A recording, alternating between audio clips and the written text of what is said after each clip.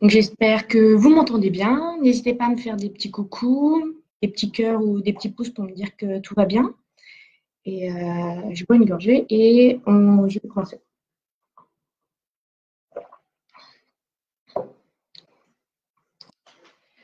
Donc ce live, c'est pour vous parler des émotions. Donc l'apprentissage notamment des émotions chez les enfants. Donc je m'appelle Laetitia, j'ai 33 ans. Pour ceux qui ne me connaissent pas, je suis maman de deux petits baby-choux, enfin petits, plus si petits que ça. Donc Alice qui a 4 ans et demi et William qui a 2 ans et demi. Je suis créatrice d'articles en tissu pour enfants et j'ai une formation en psychologie d'enfance, en gestion d'entreprise, mais je suis surtout passionnée par le développement de l'enfant et surtout, mais surtout pas une mère modèle. Je ne pense pas qu'il y ait de modèle et je ne pense pas l'être du tout.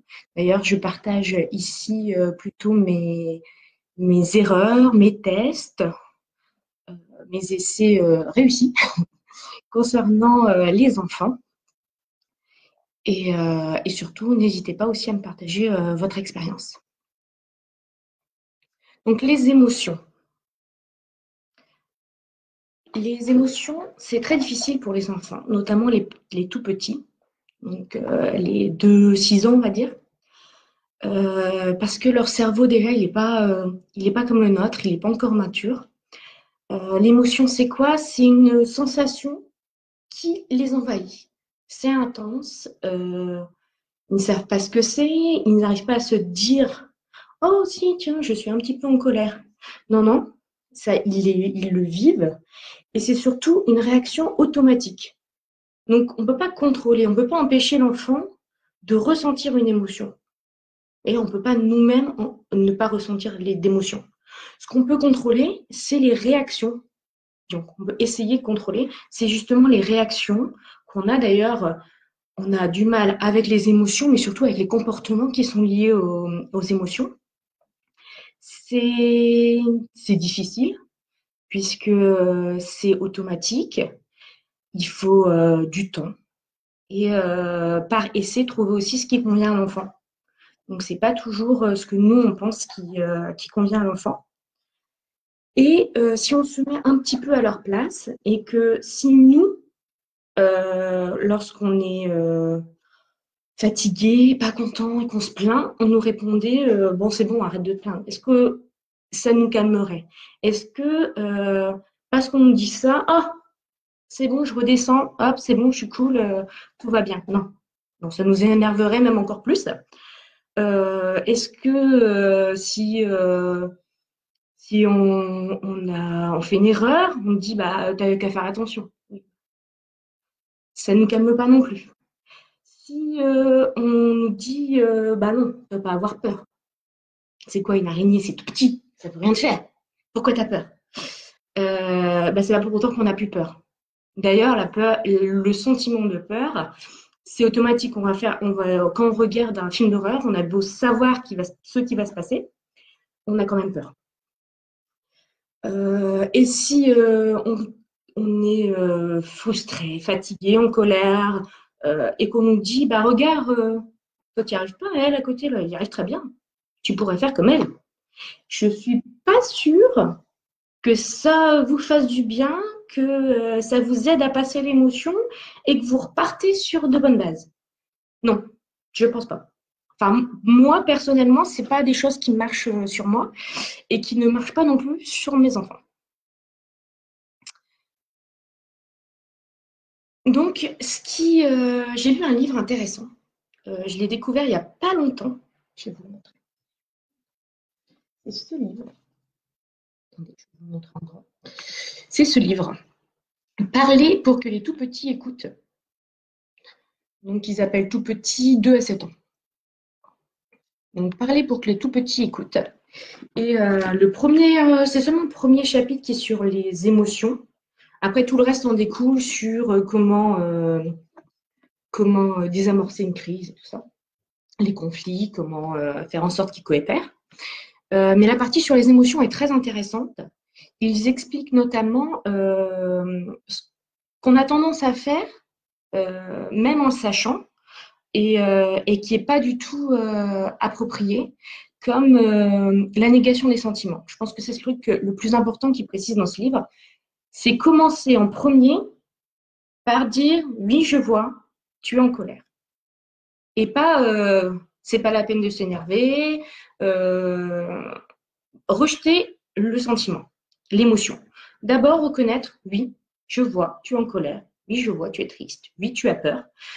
Et après, chercher une solution.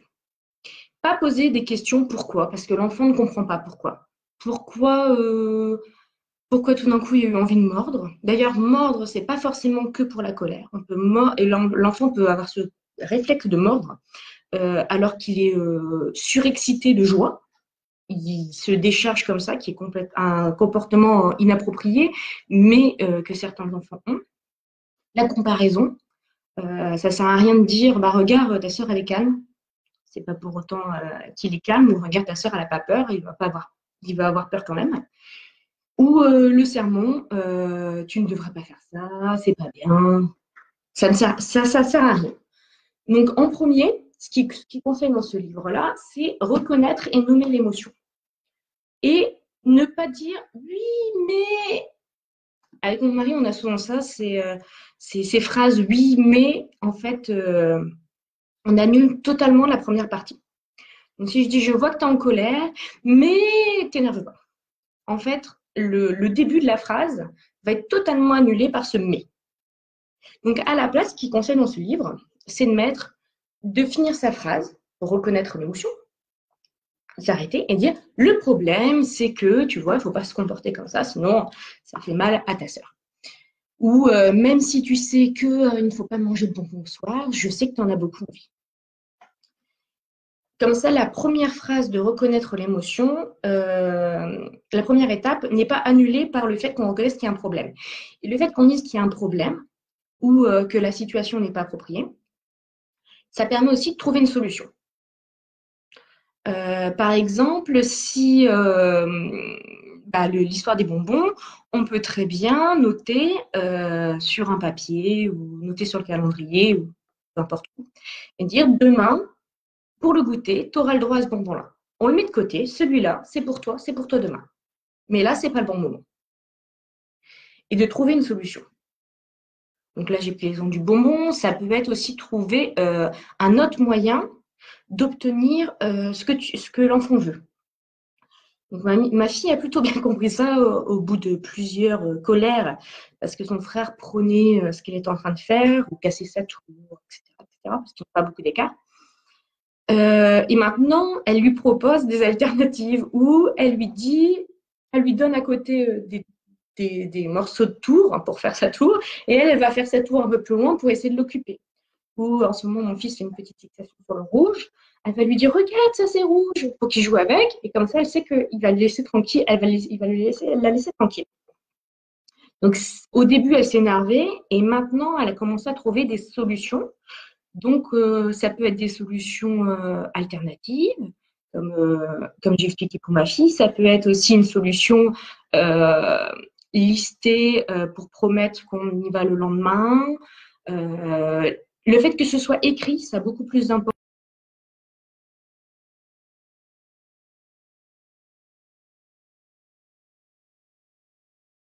Noter demain, on va au parc. C'est beaucoup plus important pour l'enfant que le fait qu'il voit que c'est écrit va donner de l'importance à ça. Bien sûr, il faut s'y tenir. Ou bien expliquer pourquoi, si jamais il y a vraiment un événement qui fait que. Donc, dans ce livre, il parle aussi surtout d'accepter tous les sentiments, donc que ce soit la colère, la peur, c'est normal. On a beaucoup moins de problèmes avec la joie, l'amour, mais ça ne veut pas dire accepter tous les comportements. On a l'émotion et après on a la réaction. Et donc ces comportements-là, c'est sur cela qu'il faut travailler, montrer pourquoi ça cause problème et trouver des solutions. Donc ça peut être trouvé avec l'enfant, ça dépend s'il est assez grand, trouver avec l'enfant ou lui proposer une solution alternative qui pourrait lui convenir. Donc je vous conseille ce livre. Donc je vous ai mis les références en bas. J'ai pas tout lu pour le moment, j'ai pas encore eu le temps. Mais en tout cas, rien que la partie sur les émotions, j'ai trouvé ça hyper intéressant. Et d'ailleurs, pour reprendre le fait qu'on n'est pas des mamans parfaites, même si je vois pas d'où vient ce terme, euh, les deux auteurs de ce livre reviennent sur le fait que elles-mêmes, même en connaissant ces principes, elles font des erreurs, mais elles peuvent revenir. C'est pas parce qu'on s'énerve tout d'un coup qu'on ne peut pas se reprendre et dire ah non, j'ai mal fait, hop, je remets en question, je me repose 2 secondes, on recommence. C'est pas, on s'emporte tous et c'est pas, voilà, même elles qui ont ces conseils, elles nous expliquent des situations où elles ont commencé par ne pas appliquer leurs propres conseils parce que sous le coup de l'émotion, parce en tant que maman, on a aussi des émotions, elles n'ont pas forcément réagi comme elles le préconisent. Donc ça, c'est important parce que je trouve qu'on est un peu trop sur justement la mère idéale et on est aussi des êtres humains. C'est plus facile d'agir quand on n'est pas fatigué, par exemple, ce qui est plutôt rare pour une maman. Donc quand on n'est pas fatigué, c'est plus facile. Quand on est fatigué, des fois, on s'emporte et on ne réagit pas forcément de la façon dont on voudrait. C'est pareil pour les enfants. Une des règles qu'ils énoncent aussi dans ce livre, c'est qu'un enfant fatigué ne coopérera pas, ne répondra pas comme on veut. Donc, à partir du moment où ils sont fatigués, pas la peine d'essayer de trop discuter pour trouver une solution. Généralement, ça ne marchera pas. Donc, à ces moments-là, tant pis, j'ai envie de dire. On peut pas réussir à tous les coups. Et la fatigue, vraiment, de toute façon, même nous, quand on est fatigué, on écoute moins, on est moins patient. Donc, eux qui sont encore plus sensibles, bah forcément, quand ils sont trop fatigués, ils n'écoutent pas non plus. Ils vont pas forcément réussir à se décrocher de cette émotion et pouvoir agir correctement.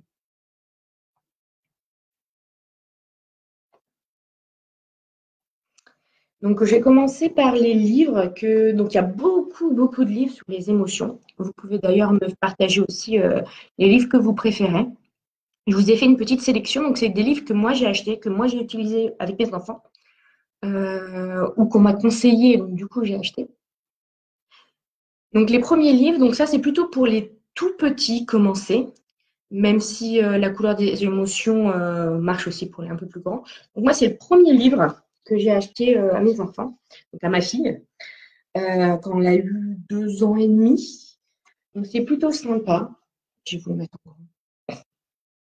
C'est plutôt sympa parce que c'est un livre pop-up. Donc hop, comme ça. Mais je pense que c'est aussi un petit peu son inconvénient, c'est qu'à 2 ans et demi, ils ont tendance à vouloir tout attraper. Donc c'est plutôt fragile. Le nôtre a survécu.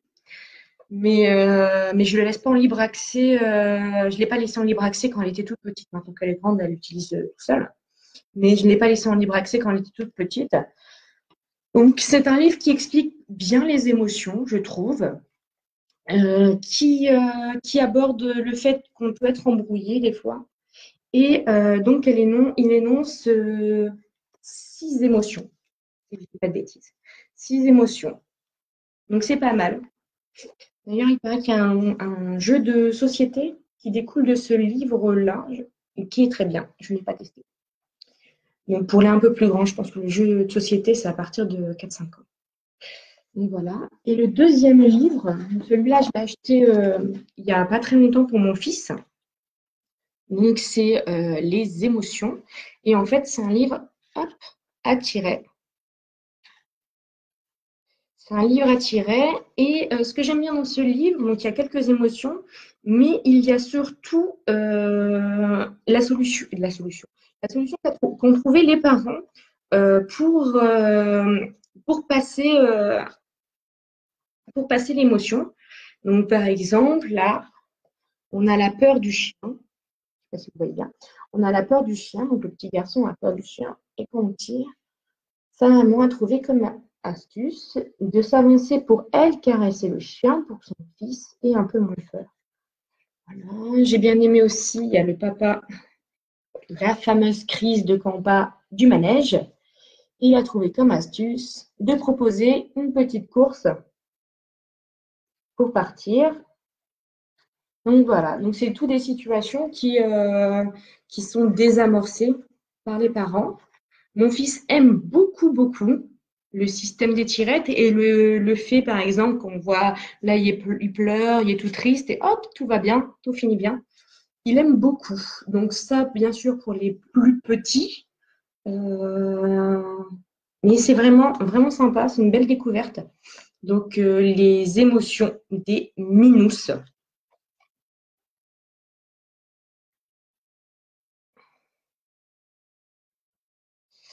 Après, pour approfondir, donc une maman m'a conseillé ce livre-ci, donc c'est Les émotions. Alors, celui-là est beaucoup plus complet et aussi plus complexe. Donc, il est plus complet. Je vais vous mettre le sommaire. Donc, vous avez beaucoup plus d'émotions. Je ne sais pas si vous pouvez. Allez, bah, voilà. Donc, il y a beaucoup plus d'émotions. On a l'amour, la colère, la déception, la fierté, la honte, l'impatience, la jalousie, la joie, la peur, la solitude, la timidité, la tristesse. Donc, c'est pas mal. Il y a toujours une petite histoire qui explique la situation pour mettre en avant le comportement et pourquoi ils sont en colère. Ça décrit très bien les émotions. Après, c'est des textes un petit peu longs, donc pour les tout petits, je trouve qu'il est un peu plus dur, mais très bien pour approfondir une fois qu'ils connaissent les émotions de base. C'est plutôt sympa. Et j'ai fait aussi deux belles découvertes. Donc, c'est Gaston la licorne. Donc, vous connaissez peut-être parce qu'il y a des livres pour chaque émotion. Là, c'est un livre qui regroupe plusieurs émotions. Et ce qui est sympa, c'est qu'il y a un exercice de respiration pour retourner au calme. Donc là, pareil, 2 ans et demi, mon fils ne le fait pas, les exercices de respiration. Par contre, pour ma fille, quand ils disent faites 3 fois le mouvement, respirez, faites partir la colère en expulsant, ma fille le fait. Et donc, je trouvais ça sympa. Donc, pareil, ils expliquent, il y a une situation. Donc, là, c'était la tristesse. Donc, il y a une situation. Non, vous ne pouvez pas voir avec la lumière. Voilà, comme ça, peut-être. Il y a une situation et après, il y a un exercice de respiration. Donc, pour chasser la tristesse. Donc, c'est sympa. Plus vers 4 ans, je pense. À partir de 4 ans, peut-être même un peu plus. Ma fille commence à s'y intéresser. Donc, elle a 4 ans et demi. Après, ça dépend aussi si votre enfant aime bien ce genre de choses, s'il a déjà fait des exercices de respiration ou pas. Mais c'est sympa, les émotions sont bien décrites, les situations sont plutôt sympas. Ma fille adore parce que c'est des licornes, hein, donc c'est des licornes, c'est bien. Donc, les émotions de Gaston.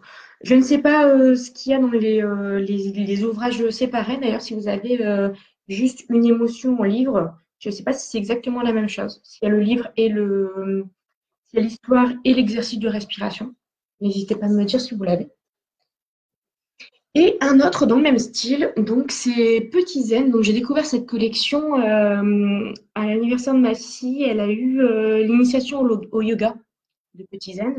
Donc là, pareil, sauf qu'il y a un CD. Donc il y a un CD qui t'explique comment des exercices pour retourner au calme. Donc quand je suis énervée, ce que je fais, et donc si on écoute le CD, il explique qu'il faut se mettre à jour, faire les exercices. Donc ma fille aime beaucoup. 4 ans et demi, elle essaie, elle a l'impression de faire des exercices de sport. Donc bien sûr, si elle est trop excitée, ça ne marche pas. Et à chaque fois, il y a des petits conseils pour les parents. Donc j'ai trouvé ça pas mal, mais pareil, pour commencer à faire les exercices de respiration, les exercices de yoga, je trouve qu'il faut quand même Déjà, pas pour les tout petits à 2 ans et demi. Enfin, en tout cas, moi, mon fils à 2 ans et demi, il ne s'y intéresse pas du tout. Donc, mais c'est marrant.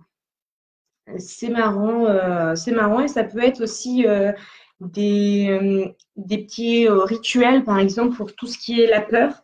S'ils rencontrent de la peur ou qu'ils sont stressés, ça peut être sympa qu'ils apprennent ces exercices de respiration, justement pour se calmer quand on n'est pas là, parce qu'on n'est pas toujours présent auprès de nos enfants. Donc moi, c'est les livres que j'ai essayés, que j'ai commentés.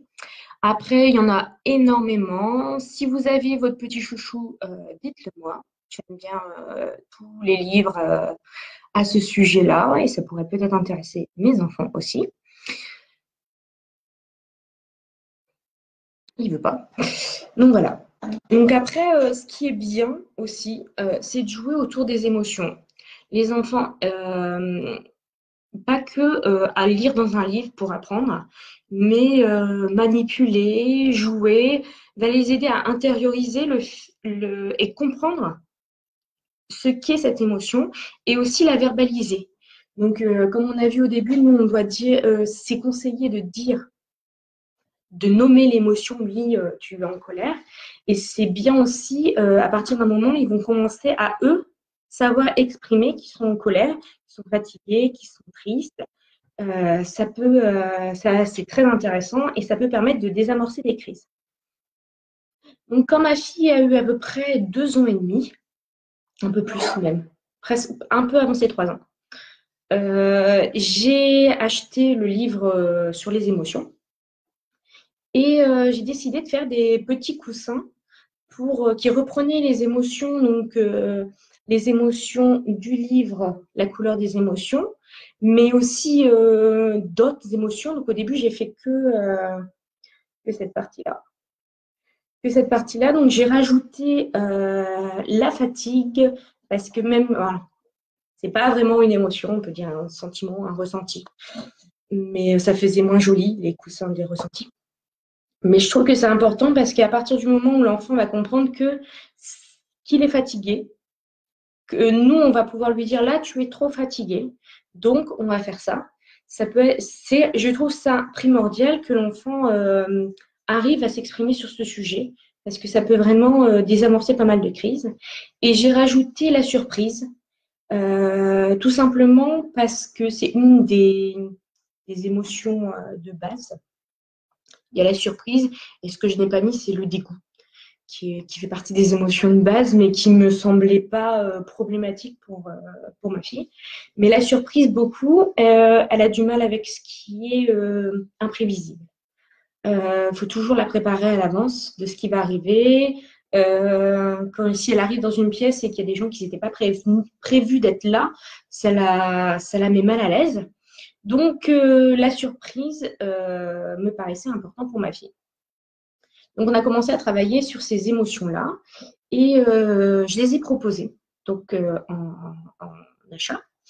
Et ça a beaucoup plu, notamment à une maman qui, si je ne me trompe pas, a 2 enfants autistes, mais c'était surtout pour son fils. D'ailleurs, c'est la maman qui m'a conseillé le livre Et moi, ce livre-ci des émotions. Donc, elle travaillait les émotions avec ses enfants.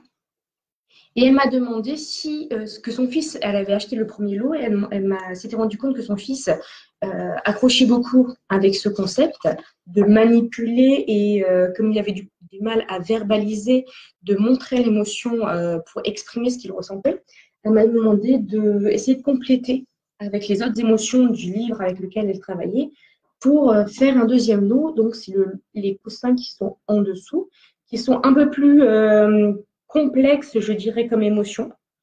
Donc, je ne les ai pas vus tout de suite avec ma fille parce que je conseille plutôt de commencer par les émotions de base.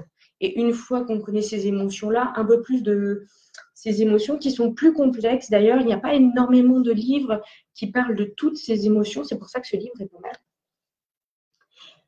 Donc voilà, le but des coussins, c'est de manipuler, c'est d'apprendre, donc grâce au livre, c'est aussi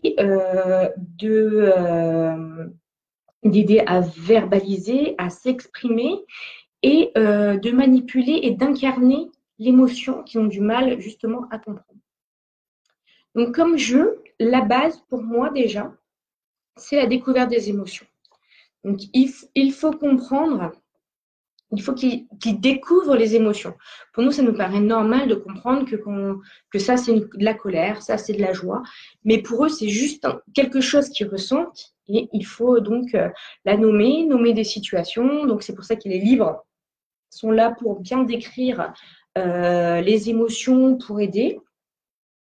Et de les mises en situation. Donc, c'est bien de trouver aussi une situation où l'enfant a été confronté à cette émotion, par exemple. Ça va beaucoup plus lui parler.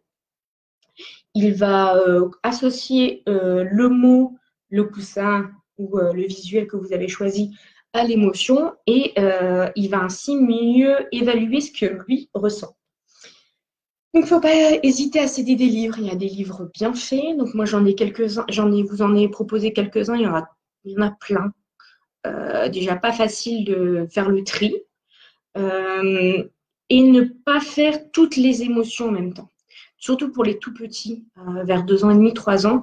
C'est fait beaucoup d'informations. Donc, ce qui est bien quand on commence à apprendre, c'est faire 2-3 émotions. Une fois que vous commencez à voir qu'il a bien intégré que ça, c'est la colère, il a bien compris quand est-ce qu'on était en colère et tout ça, il sait vous le dire, il sait vous sortir le coussin de la colère, hop, vous passez à une autre émotion.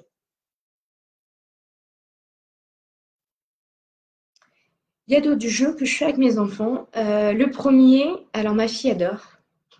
Mon fils, il ne fait pas toutes les émotions pour le moment, c'est le mime. Alors, on se met devant un miroir et on mime les émotions. Donc, on tire une émotion, on fait «Ah, la colère!» Et donc, elle le fait aussi, plus ou moins bien selon les émotions. Mon fils fait très, très bien la peur. Il faudrait que je le filme en train de faire la peur quand ça va être les vacances scolaires chez nous. Il faudrait que je le filme en train de faire la peur. Il devrait faire du théâtre, mon fils. Il le fait très, très bien. Et ça va permettre aussi de détendre un peu l'atmosphère par rapport notamment à des émotions comme les peurs, qui peuvent être compliquées, difficiles à partager pour les enfants. Il y en a qui vont parler facilement, il y en a pas, qui vont pas beaucoup parler de leurs peurs. Et le fait de jouer autour de ça va les aider. Donc, il y a aussi les devinettes. Donc, vous pouvez mimer avec le visage, donc l'émotion, comme j'ai dit tout à l'heure, ou mimer une situation. Vous mimez une situation et il doit deviner quelle émotion vous êtes en train de ressentir. C'est plutôt sympa, on peut inverser les rôles. C'est votre enfant qui mime et vous devez deviner ce qu'il est en train de faire. Généralement, les enfants accrochent plutôt bien. Donc pareil, les devinettes, une fois qu'ils ont bien compris les situations, parce que sinon ça peut être un peu compliqué. Et enfin, le dernier jeu que je fais, c'est le cherche et trouve. Donc ça peut être la bonne émotion, donc je lui dis cherche-moi, donc ça c'est plus pour mon fils qui est plus petit. Cherche-moi l'amour, c'est quelle émotion? Donc il va chercher parmi les émotions que je lui propose et il me sort le petit coussin. Je lui fais oui, c'est bon, c'est le petit coussin. Au dos, vous avez hop, écrit ce que c'est. Donc je lui dis oui, c'est bon, c'est le petit coussin. Ou je lui décris une situation, ou je me mets en situation et je lui demande, à son avis, quelle émotion je ressens. Donc c'est pas mal pour le développement de l'empathie et aussi se rendre compte des émotions qu'on peut déclencher chez les autres. Donc, pourquoi je ne vais pas aller saccager le travail que mon frère est en train de faire depuis 10 minutes méticuleusement, parce que ça va le mettre en colère. Donc, une fois que déjà que ces émotions sont mieux assimilées, l'enfant arrive mieux à en parler. Et à partir du moment où on peut discuter, c'est là qu'on peut trouver une solution ou une amélioration ou un autre comportement. C'est pas forcément le comportement auquel on pense avec lequel l'enfant va accrocher. Mais du moment que c'est un comportement qui pour vous est acceptable et correspond à vos valeurs, à vos comportements, n'hésitez pas, c'est la bonne solution. Donc, je fais aussi, ça c'est dans ma vie de tous les jours, on va dire, je demande de communiquer donc au sujet des émotions. Je lui demande ce qu'elle a ressenti aujourd'hui, si elle peut me montrer, ou bien si on peut montrer des émotions, dans quelle situation. Euh, Ça peut être comment tu te sens ce matin, parce que je vois que c'est pas la grande forme, pour essayer de détendre un peu. Euh, Après, on peut être très étonné des réponses aussi. Je me souviens justement de cette maman d'une autre maman qui a un enfant autiste et qui lui demande donc ce qu'il a ressenti aujourd'hui, qui lui sort les émotions. Et donc il avait joué avec sa grand-mère et donc il lui parle de ce moment-là. Et donc elle pensait qu'il allait sortir la joie parce qu'il a joué, il était content. Et il lui a sorti l'amour et donc elle m'a envoyé un message, elle était très touchée que son fils communique sur ce thème-là, vu qu'il avait de grosses difficultés. Donc ça peut être aussi pour les peurs. Ils ne vont pas forcément expliquer les peurs qu'ils ont eues. Ça peut être aussi quand on n'est pas là. Donc ça peut être une situation qu'on n'a pas vue et où il a eu de la peur, où il était en colère. Et s'il ne nous le raconte pas, on n'était pas là, on ne peut pas savoir. Et donc, notamment, les peurs, c'est assez important pour désamorcer certaines situations. On ne se rend pas compte forcément parce que les peurs, c'est jamais rationnel. Une peur, enfin, très peu de peur, sauf quand on est devant quelque chose, un animal qui forcément mange de la chair humaine, mais sinon, on a très peu de peur rationnelle. Généralement, c'est pas rationnel comme situation de peur. Et les enfants peuvent avoir des peurs très surprenantes pour nous, qui leur semblent tout à fait réelles pour eux. Et en parlant de la situation, on peut comprendre pourquoi, dans certains cas, ils peuvent s'énerver, ne pas nous comprendre. Il faut bien prendre en compte cette peur. Ça ne sert à rien de leur dire n'aie pas peur. Repensez en fait que vous, si on vous dit vous avez peur des araignées, on vous dit n'aie pas peur. C'est pas la petite bête qui mangera la grosse. Non, ça c'est pas pour autant que vous n'avez pas peur. Donc, c'est rarement en trouvant un élément rationnel comme ça qu'on arrive à éliminer une peur. Et de toute façon, c'est pas vraiment éliminer la peur, c'est savoir comment se comporter quand on a peur qui est important. Parce que éliminer la peur, je pense, à moins que vraiment on soit confronté à notre peur ou qu'on arrive à la surmonter, on aura peut-être plus peur après, je ne sais pas. J'ai jamais eu le cas. Mais généralement, on n'atténue pas notre peur, on trouve un moyen de passer outre, un moyen de se comporter ou d'éviter la situation qui nous fait peur. Donc le transfert, ça peut être justement pour tout ce qui est peur ou colère. Vous pouvez dire par exemple, oh, de quoi a peur le petit coussin de la peur? Et généralement, l'enfant qui a du mal à s'exprimer sur ses propres peurs va vous dire de quoi a peur le coussin de la peur. Généralement, c'est de ses peurs à lui. Vous pouvez faire pareil avec son doudou, sa poupée. Si vous lui demandez pourquoi il est en colère, pourquoi il a peur, pourquoi il est triste, généralement, c'est une situation que lui a ressentie et il va vous la décrire plus facilement si c'est son doudou ou le coussin de la peur qui l'a vécu. Pareil, il y a une maman qui m'a envoyé un message. Je pense que c'est un message. Parce que suite au deuil de son frère, son fils a réussi à exprimer ce qu'il ressentait, justement grâce au petit coussin de la tristesse, et à parler justement du fait que son oncle lui manquait. Et ça a vraiment aidé à parler de la situation, à exprimer aussi ce que ressentait la maman, puisque bien sûr, il ne faut pas hésiter non plus à exprimer ce que nous-mêmes on ressent. Et enfin, je les utilise aussi pour désamorcer des colères. Alors là, ça peut varier d'un enfant à l'autre. Donc, à vous de tester les situations qui peuvent marcher. Donc, déjà, exprimer donc. Il est en colère, reconnaître la colère. Ça peut être juste le fait d'aller chercher l'émotion de la colère ou lui proposer de chercher qu'est-ce qu'il aimerait ressentir. Généralement, il n'est pas content de ressentir de la colère. Donc, tiens, tu veux ressentir de la joie. Ah, bah si on faisait, on lui propose une situation qui pourrait désamorcer la situation. Ça peut être aussi lancer le poussin de la colère. Hop, on se débarrasse de la colère, on se défoule, on lance le poussin de la colère. Ça peut être une solution. C'est à vous de trouver les différentes façons. Pour les plus grands, ça peut être écrire les personnes qui m'ont mise en colère sur un papier, une sorte de blacklist sur les situations ou ce qui ont mis en colère, de noter pour se décharger de cette émotion. Pareil pour les choses tristes.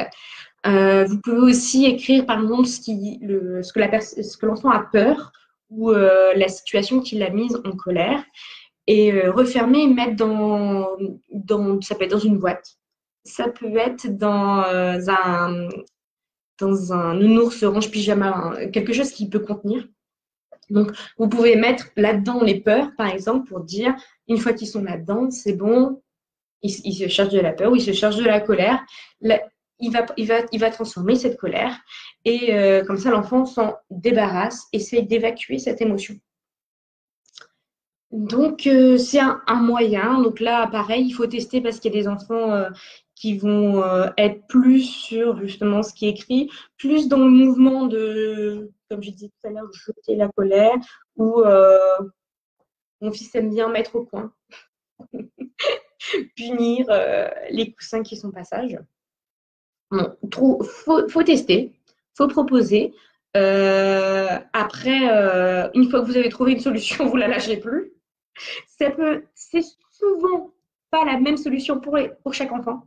Donc, si vous avez des fratries, il faut trouver celle qui marche selon les enfants. Donc, voilà, c'est tester et c'est de trouver ce qui marche. Donc, ce que je vous propose aujourd'hui, donc ça, c'est pour commencer à essayer de parler des émotions, d'exprimer les émotions. C'est une roue des émotions. Je cherche, je l'ai imprimé. Je ne l'ai plus.